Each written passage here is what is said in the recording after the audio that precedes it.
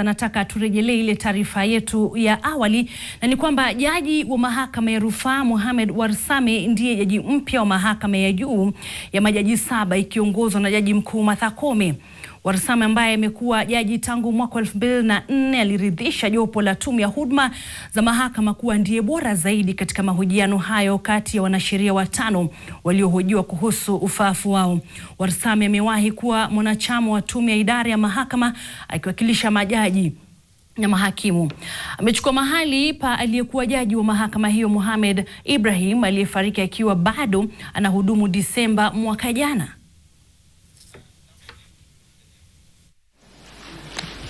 Kwa zaidi ya miongo miwili, Mohamed Abdullahi Warsame amekuwa gwiji katika shoroba za mahakama nchini. Kupandishwa kwake hadi mahakama ya juu ndio hatua ya mwisho ya kilele cha utumishi Kenya katika safari yake iliyoanza mwaka 2003, ingawa msingi wake wa kisheria ulijengwa mapema zaidi.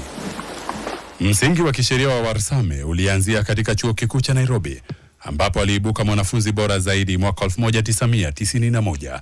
Kufikia mwaka 1993 alikuwa amesajiliwa kuwa wakili na kuanza safari ya miaka 10 katika shughuli za uwakili wa kibinafsi.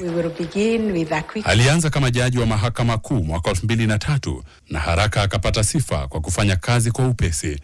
Mnamo mwaka 2011 alipokuwa akiongoza kitengo cha biashara, alipongezwa na chama cha wanasheria nchini LSK kwa kumaliza kesi nyingi kwa muda mfupi, sifa ambayo ameendelea nayo hadi leo.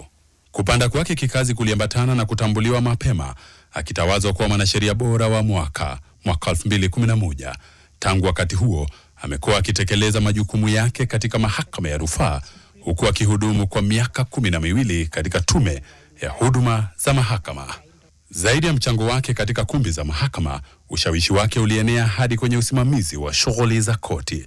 Akiwa mwenyekiti wa kamati ya huduma za jamii na utathmini wa mienendo, alisimamia kuachiliwa kwa wafungwa takriban 7,000 wa makosa madogo ili kupunguza msongamano magerezani. Hata hivyo, safari yake haijakosa misukosuko na serikali.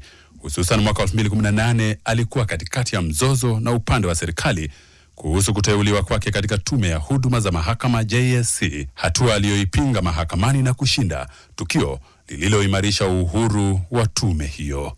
Wadadisi wa kisheria wanasema kuingia kwake katika mahakama ya juu kutabadilisha mazingira ya mahakama hiyo, akijulikana kwa mtindo wake wa kulenga na kufuma na uchambuzi wa kina wa sheria. Anajiunga na mahakama yenye jukumu la kuamua mizozo nyeti zaidi ya kikatiba nchini. Anapohama kutoka mahakama ya rufaa kuelekea jengo la mahakama ya juu, macho yote yako kwake kuona ikiwa mtindo wake wa kazi bila mchezo utaharakisha upatikanaji wa haki katika ngazi ya juu zaidi nchini. Laban Shaban, NTV.